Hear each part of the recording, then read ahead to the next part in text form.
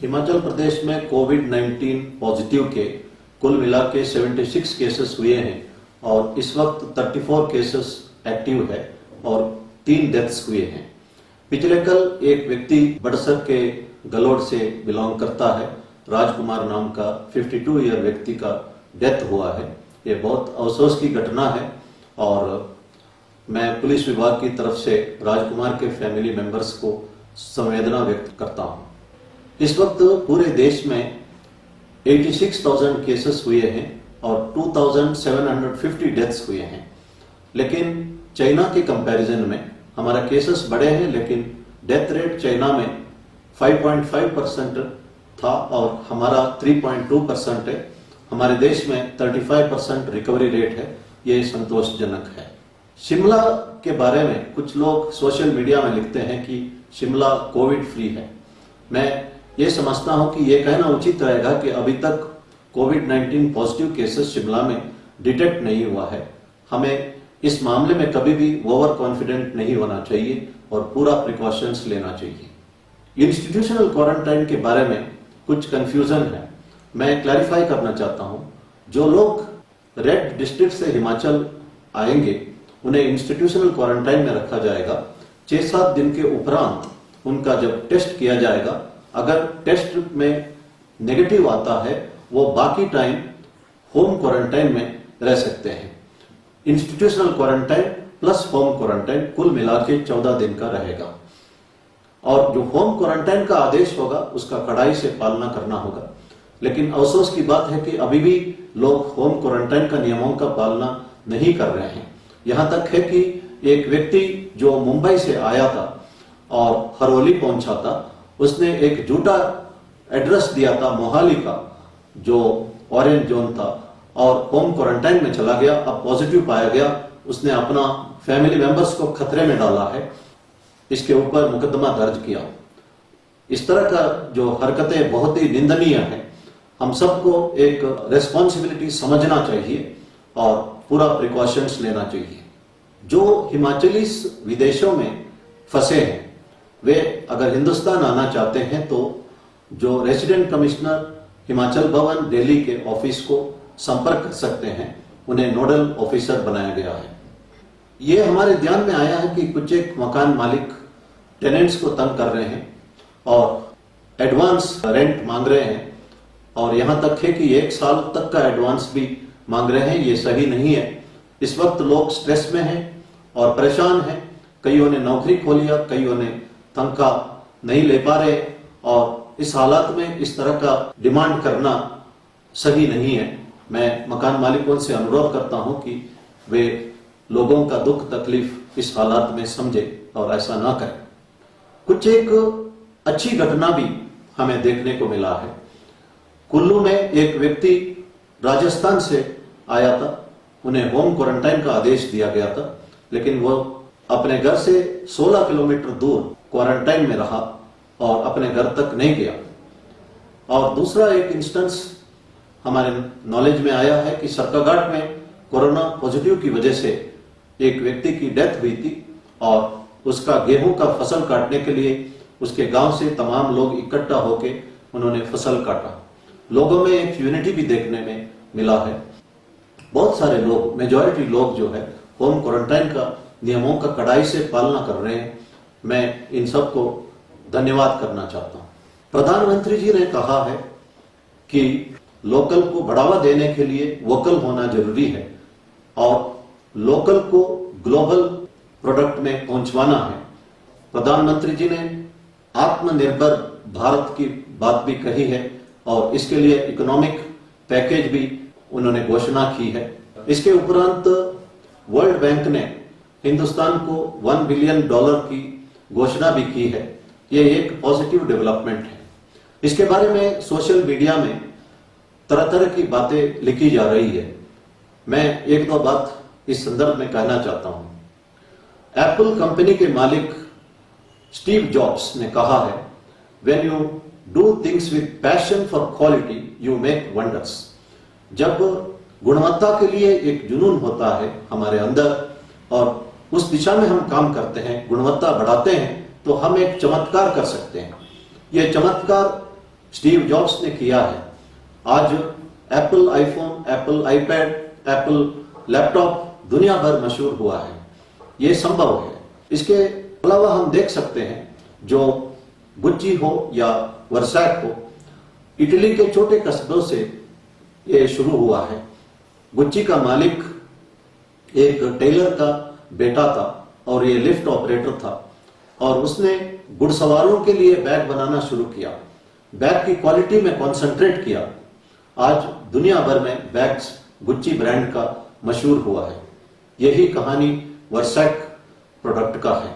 America में California में जो मैकडोनाल्ड ब्रदर्स एक रेस्टोरेंट चला रहे थे, रे क्रॉक नाम का एक व्यक्ति, उसका कस्टमर्स का संख्या देख के उसने मैकडोनाल्ड का फ्रेंचाइजी लेके पहली बार 1955 में इलिनॉइस में एक मैकडोनाल्ड रेस्टोरेंट शुरू किया।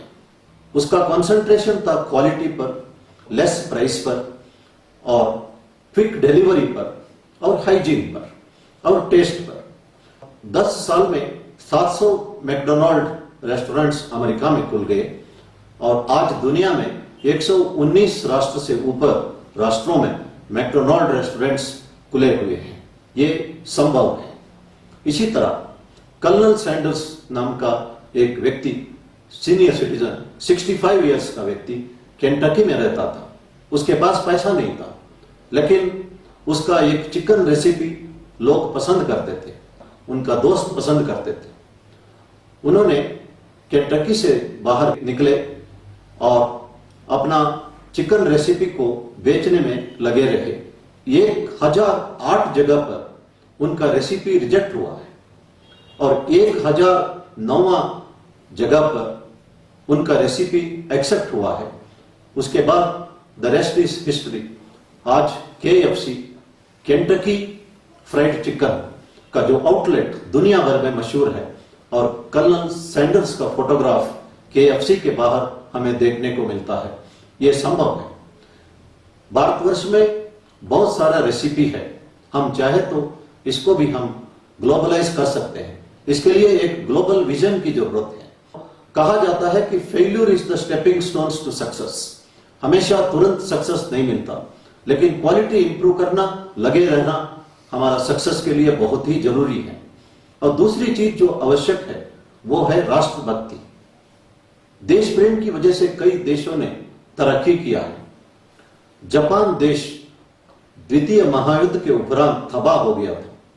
आज जापान दुनिया के सेकेंड वर्ल्ड इकोनॉमी बना है। जापान में 80% पहाड़ है, लेकिन दुनिया भर से रॉ मटेरियल लाके फिनिश्ड गुड्स जापानीज बेचते हैं। 60-70 के दशक में सबसे घटिया माल को जापानी माल कहा जाता था। उन दिनों में जो जापानी स्टूडेंट्स जो अमेरिकन यूनिवर्सिटी में पढ़ते थे, जब दूसरे बच्चे, दूसरे लोग जापानी प्रोडक्ट का मजाक करते थे, तो उस वक्त ये स्टूडेंट्स अपना जेब से उस चीज का कीमत चुकाते थे और कहते थे, अनुरोध करते थे कि किसी को यह मत कहना कि जापान देश का प्रोडक्ट डिफेक्टिव रहा है। ये उनका पेट्रियोटिज्म था और क्वेस्ट फॉर क्वालिटी था, quest for striving for excellence था। जैसे मैंने कहा है कि पैशन फॉर क्वालिटी और पेट्रियोटिज्म, ये दोनों जापान में देखने को मिलता है। इसी वजह से जापान एक समृद्ध राष्ट्र बना है। दूसरा एग्जाम्पल हम दे सकते हैं जर्मनी का। द्वितीय महायुद्ध के उपरांत जर्मनी सरेंडर किया और जर्मनी का कब्जा हुआ।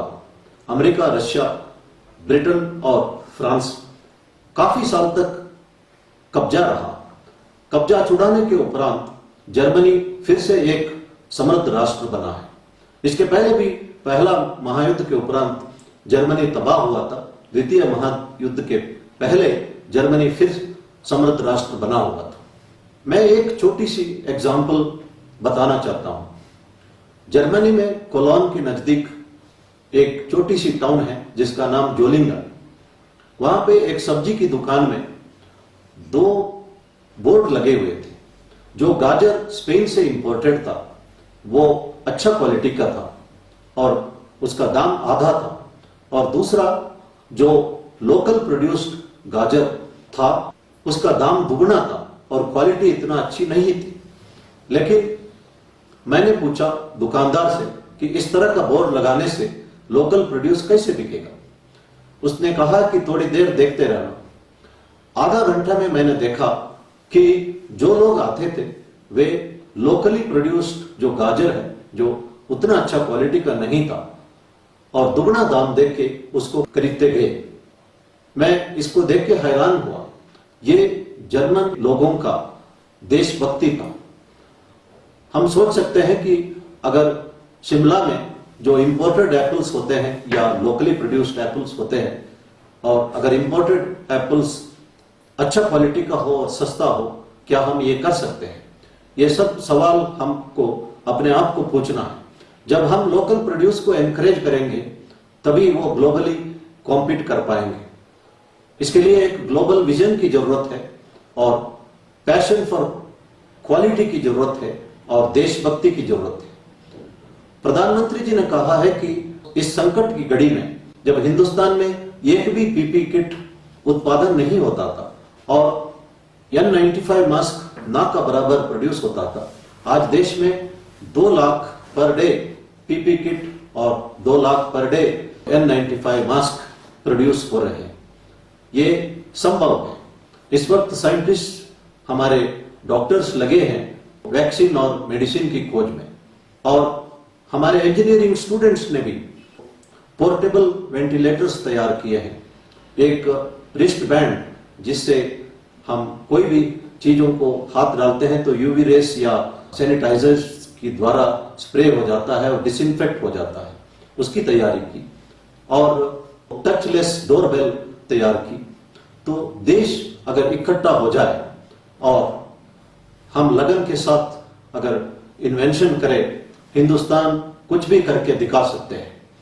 इसलिए हम सब इकट्ठा होके इस वक्त प्रधानमंत्री जी की बातों को समझें और आत्मनिर्भर भारत बनाने में हमारा सहयोग करें। धन्यवाद। जय हिंद।